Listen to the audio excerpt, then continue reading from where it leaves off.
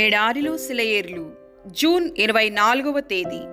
నా హస్తకార్యములను గూర్చియు నాకే ఆజ్ఞాపింతురా. యెషయా గ్రంథము 45వ అధ్యాయము 11వ వచనం.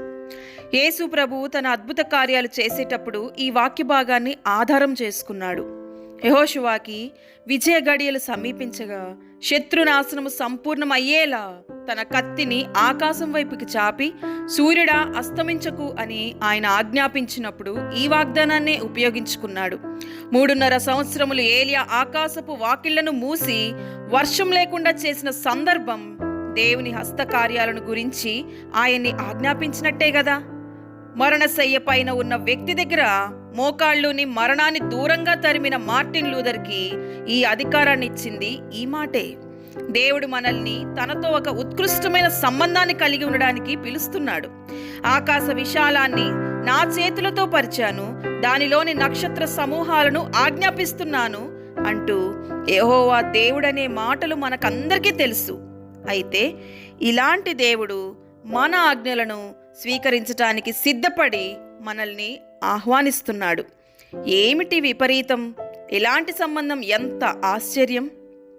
దేవుణ్ణే ఆజ్ఞాపించడానికి మనకున్న అవకాశానికి నత్తిగా అవిశ్వాసంతో మనం చేసే సగం ప్రార్థనలకి పొంతన ఎక్కడా?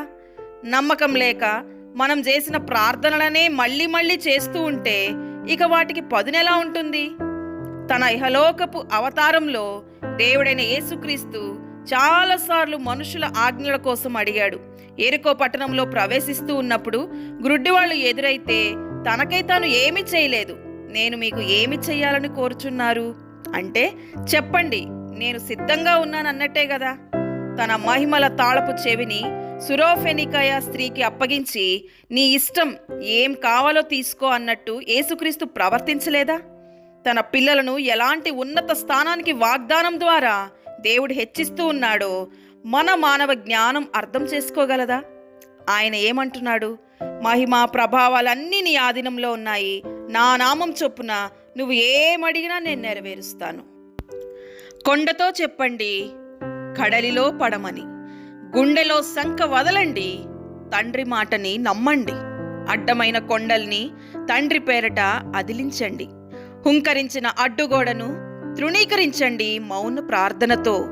నేల కూలిన బురుజుల్ని చూసి జయగీతాలు పాడండి. విశ్వాసంతో విశ్రమించండి.